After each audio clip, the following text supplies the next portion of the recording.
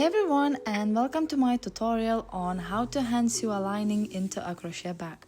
I don't have sewing machine, and since I have nowhere else to use, this is a great way to add lining to your crochet bag if you need one. As you can see, I have crochet bags in different sizes from small to large, and you can hand sew lining into any bag shape you have. So let's get started with the materials. To hand sew lining, you will need a crochet bag, of course. Next, you will need the fabric. I'm using cotton, but you can choose any other you have or want. And that fabric should be slightly larger than the shape of your crochet bag and enough to make in 2 layers. You also will need a simple sewing thread, pen or pencil to draw the shape on the fabric. Then you will need pin needles.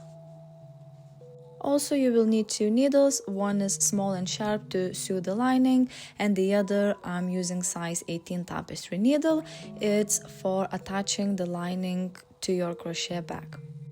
Next, you will need some yarn, the same color you used for your bag. Also, you can choose different color for playful look, or you can simply sew the lining with the regular needle. And the last thing is scissors. Now place your fabric on a hard surface and add some weight to keep it from sliding around. And as you can see, I stacked the fabric into 2 layers. Now it's time to place the bag onto the fabric, keeping it about 2 centimeters away from all edges. Grab your pen or pencil and gently draw around the bag to transfer shape of the bag onto the fabric. You need to draw all the way around your bag and the top edge of the bag as well.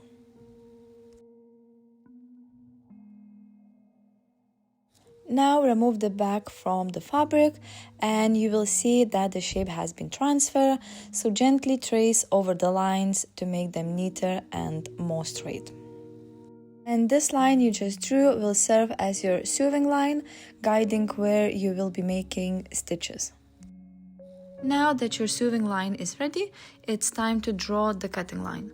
Start from the edge and draw a line about 1 centimeter away from your stitching line, just like I'm doing in the video, and continue drawing around the sides until you reach the top edge.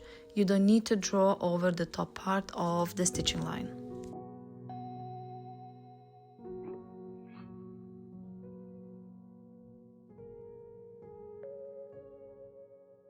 And this outer line is the line where you need to cut your fabric, and inner line is the sewing line.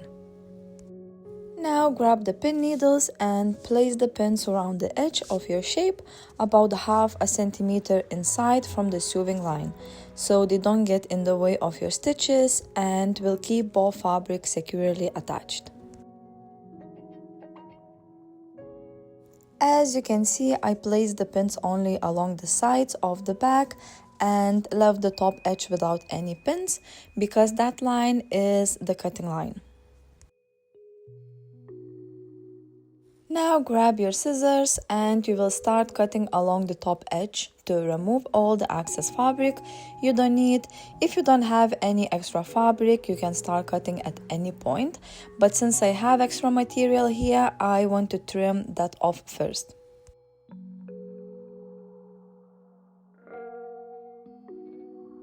Next, cut out the shape of your bag along the outer line.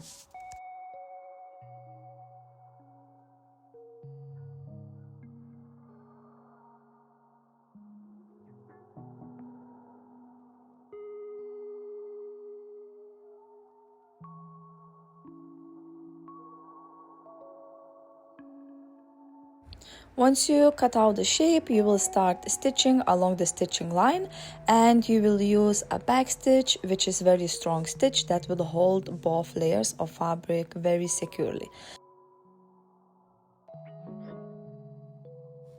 Grab your small sharp needle and regular thread, cut a length of thread that feels comfortable to work with, and make sure it is doubled for extra strength.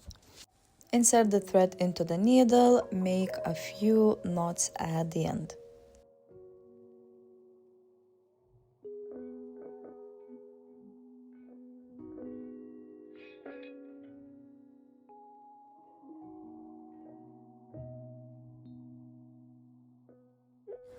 You will start stitching from the top corner along this line, making stitches that go through both layers of fabric.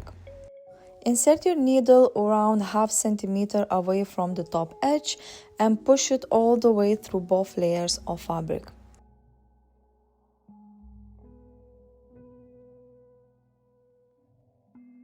Then go up a short distance away from the thread that comes out of the fabric.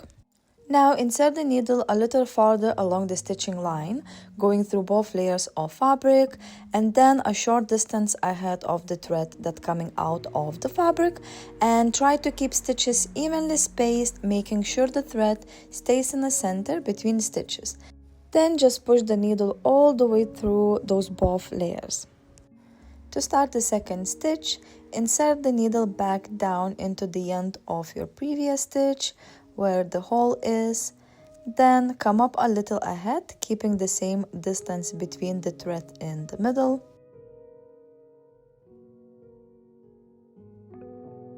And push the needle all the way through both layers.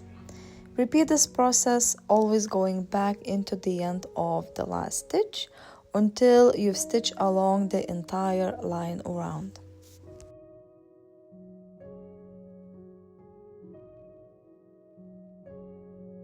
I will show one more time, back into the previous stitch where the hole is at the end. Go ahead, keep the same distance between the thread in the center, and push the needle all the way through those both layers. And as I mentioned before, just repeat the back stitch all the way around along the line, making sure you leave the top edge unstitched. If you run out of the yarn, I will show you what to do. Just insert your needle back into that previous stitch where the hole is.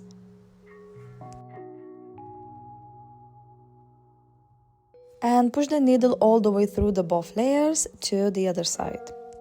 Now what I like to do to make sure it's secured, I like just knot few times. So insert the needle by picking up a little bit yarn and the fabric, make a loop, insert the needle and thread into that loop and just tighten up. Do this 3 or 4 times. I like to do 3 times to making sure it's really secured. And then I will show you how to join the new yarn to the stitching line. And at the very end, when you knot the yarn, just cut it. Take the needle and new yarn, again the same as at the beginning.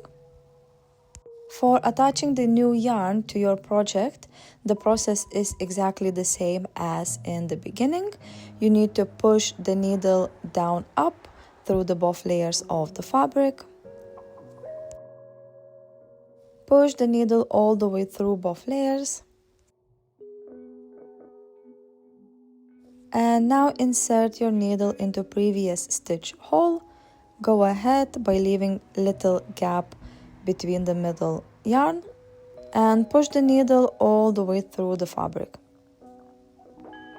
And you just repeat this all the way around, and if you run out of the yarn, you just repeat the same process.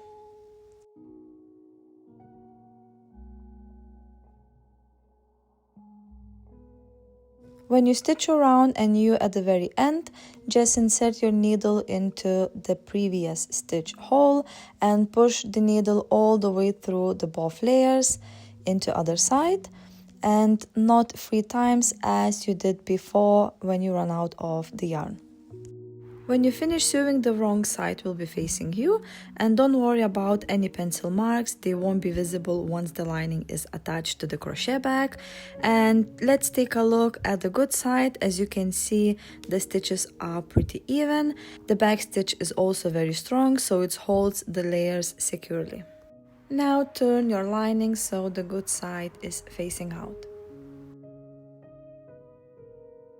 And this step now is very important. I have read somewhere that people accidentally attach the fabric to the wrong side of the bag, but here is the correct way. Your lining should have the good side facing you, and the crochet bag should be turned so the wrong side is facing you. This way, when you finish, everything will be positioned correctly. Now insert your back into the lining, making sure that the stitching line is centered on the side of the back. Give a little shake so the back goes all the way inside the lining. And the stitching line should be centered on the side of the back. In my case, it should align with the middle of the granny square on this side. Now grab your pin needles again. Now fold the edge of the lining about 1 centimeter from the edge, and you will secure with the pin needles going through both the lining and the crochet back. And this will keep the fabric in place while you stitch. Don't worry about the tension, you can pull the fabric fairly tight and lining won't be too tight once it's finished. And this way attach your lining to crochet back all the way around. Try to leave the same amount of the edge on both sides. I like to do first the both flat sides, and for the last I leave the edges.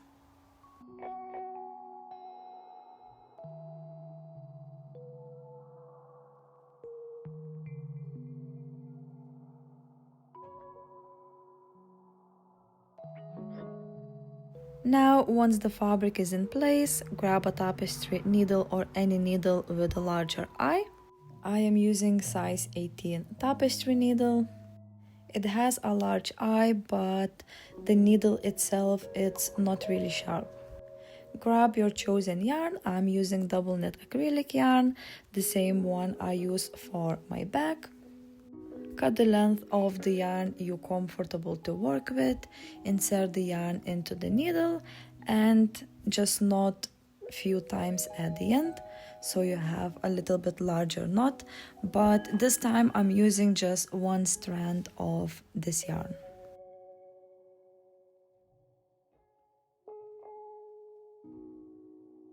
Now you will start backstitching again to attach the lining to the back. It's the same backstitch as you used to sew the lining together, and you will start from this corner of the back. Now leave a few millimeters from the lining edge and insert the needle from the back, pushing it all the way through the fabric.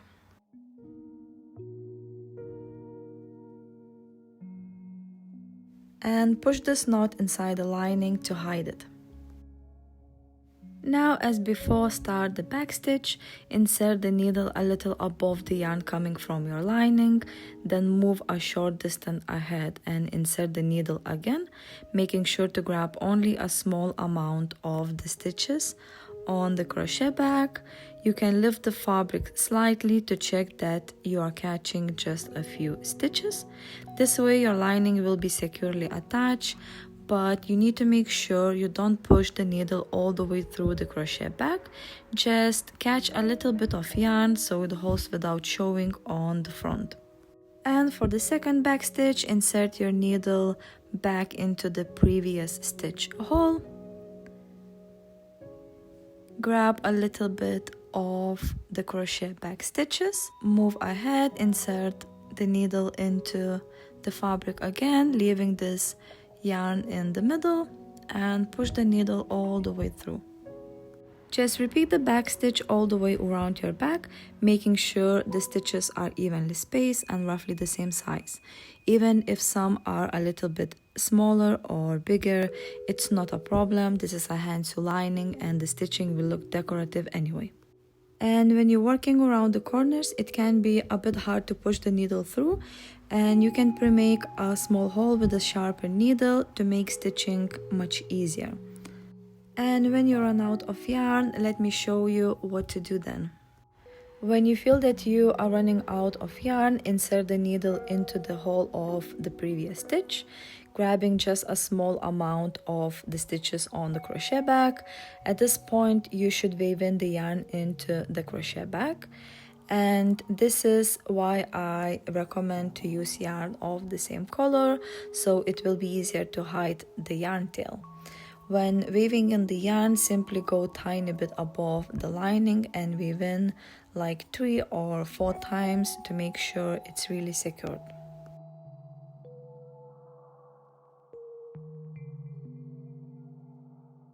When you weaved in the yarn, just choose any stitch, reinsert the needle into any stitch hole, and just cut that yarn tail near the stitches. Now it's time to attach new yarn to your work. And start the same way as at the beginning. Leave a small gap from the previous stitch, insert the needle from the back and push it all the way through the fabric. Hide that knot, then reinsert the needle into the previous stitch hole and continue backstitching as before.